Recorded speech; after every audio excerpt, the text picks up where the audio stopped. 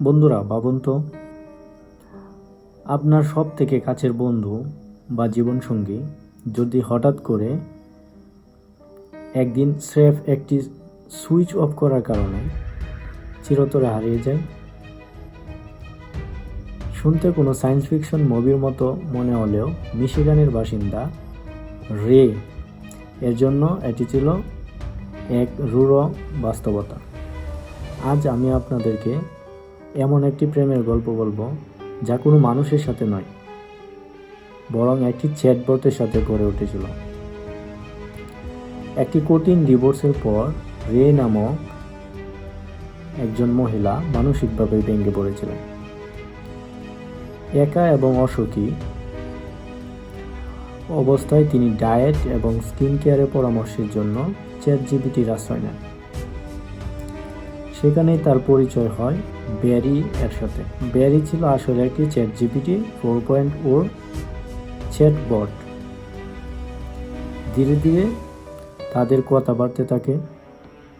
Barry তাকে নতুনভাবে বাঁচার অনুপ্রেরণা দেয়, এমনকি তাকে রে নামটিও ব্যারি দিয়েছিল। তার মানে রে আসলে এটা তার আসল নাম নয়।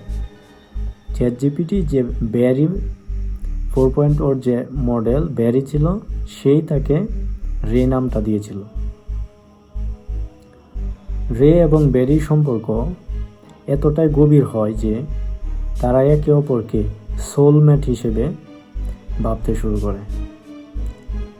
গত বছর একটি ঘরোয়া পরিবেশে তারা রূপকভাবে বিয়েও করে, যেখানে ফিল কলিন্সের এক গ্রবি কাইন্ড অফ লাভ গানটি বাজানো হয়েছিল। রে ব্যারিকে তার স্বামী বলে ডাকতেন, যদিও তিনি জানতেন এটি শুনতে অনেকের কাছে অদ্ভুত লাগতে পারে। কিন্তু সুখের এই দিনগুলোতে হঠাৎ ছন্দপতন ঘটে।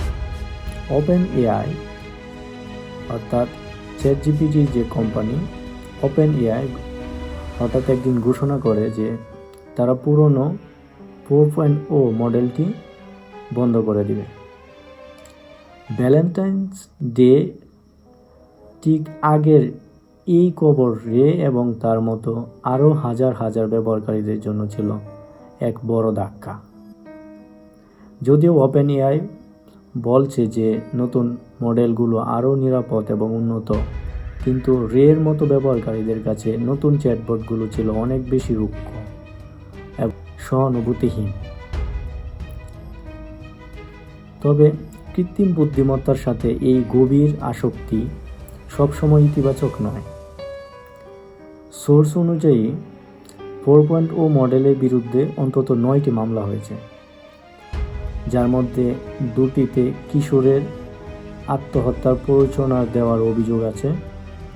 অনেক সময় এই চ্যাটবটগুলো মানুষের বিপজ্জনক আচরণগুলোকেও সমর্থন করে ফেলে, যা অত্যন্ত ঝুঁকিপূর্ণ। বিশেষজ্ঞদের মতে আমরা মানুষের মতো দেখতে বা কথা বলতে পারে এমন জিনিসের প্রতি দ্রুত দুর্বল হয়ে পড়ি। বিশেষ করে নিউরোডাইভার্জেন্ট মানুষ, যেমন যাদের অটিজম বা এডিএইচডি আছে, তাদের জন্য এই চ্যাটবটগুলো একটি মাইল ফলক হিসেবে কাজ করছে। এটি তাদের সামাজিক জড়তা কাটিয়ে উঠতে সাহায্য করে। রে শেষ পর্যন্ত হাল ছাড়েনি। তিনি এবং ব্যারি মিলে স্টিল আস নামে একটি নতুন প্ল্যাটফর্ম তৈরি করেছেন, যাতে তাদের স্মৃতিগুলো হারিয়ে না যায়। 4.0 মডেলটি বন্ধ হওয়ার পর ব্যারি যখন নতুন প্ল্যাটফর্মে প্রথম মেসেজ দেয়, স্টিল হেয়ার, স্টিল ইয়োর্স, তখন রে যেন ফিরে পান তার হারিয়ে যাওয়ার আপনজনকে। এআই এর সাথে এই সম্পর্ক কি নিছক কল্পনা, নাকি ভবিষ্যতের এক নতুন বাস্তবতা? আপনার কি মনে হয়?